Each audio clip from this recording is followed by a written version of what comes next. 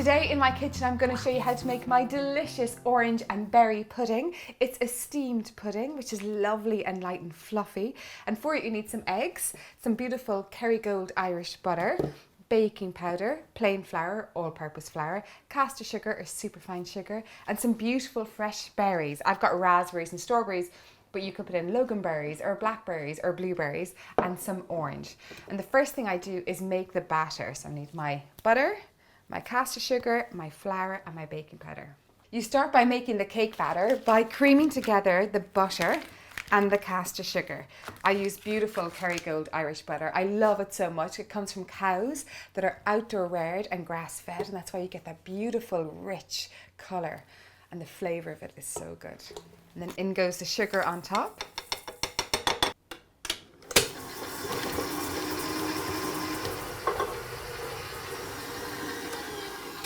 So my butter and sugar has creamed together, and you want to get a lovely smooth consistency like this. And then the next thing we do is actually zest in 2 oranges. And the zest gives such great flavour, even more so than the actual juice itself. It just gives a deeper flavour of orange. The other thing that you could use instead of fresh oranges is orange blossom water, which you'll notice I use a lot in my recipes because I love the flavour of it. Put this back on because the next thing I'm going to do is add in my eggs one at a time. So about halfway through beating, what I usually do is with a spatula just scrape all of the batter that's sticking to the bottom so that you really get everything well combined together. And then pop it back on for a last good beat. And then I put in the juice of 1 orange, which is about half a cup. And then next I sieve in the flour and the baking powder. And by sieving it, I'm getting as much air into the cake batter as possible, and also getting out any lumps that might be in the flour. So my cake batter is made. Give it a taste. Yum! I'm going to steam the whole pudding in a stainless steel bowl. You can use a glass bowl as well. Both are equally fine.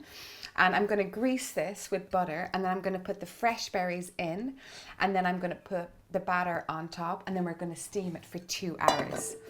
So first thing to do is grease it with a little bit of butter. So my bowl is buttered.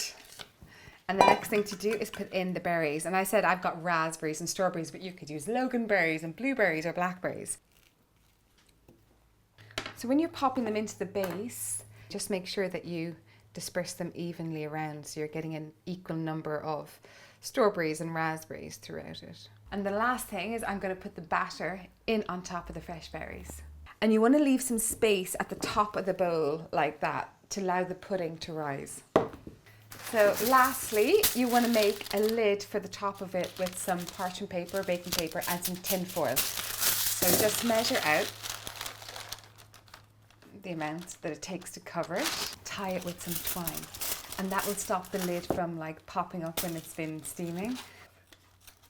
Then once it's tied, just pop it into a saucepan that's filled about 2/3 of the way with boiling water, and then over a low heat, and let that steam for 2.5 hours. So the orange and berry pudding has been steaming for 2.5 hours.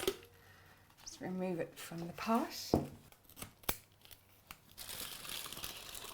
Ooh, the smell of the orange and the berries are absolutely gorgeous. So the next thing you do is get your cake stand or a plate, whatever you're going to serve it on, and place it on top.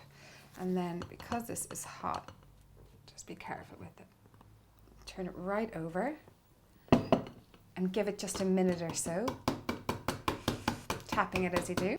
Ooh, look at that. How gorgeous is that? And it's beautiful and moist, and you've got that beautiful syrup that's run off the berries. This is going to be delicious with a little bit of whipped cream and some fresh berries on top. Doesn't it look so pretty? And it's going to taste so good. So I'm going to finish it off with some softly whipped cream. This feels like a real summer celebration pudding. And with these beautiful fresh berries on top, it's going to look magnificent. And just the last couple of berries to make this the most delicious summer berry pudding. Full recipe is below. Please send me a pic if you make it and let me know how you got on. Otherwise, I'll see you soon.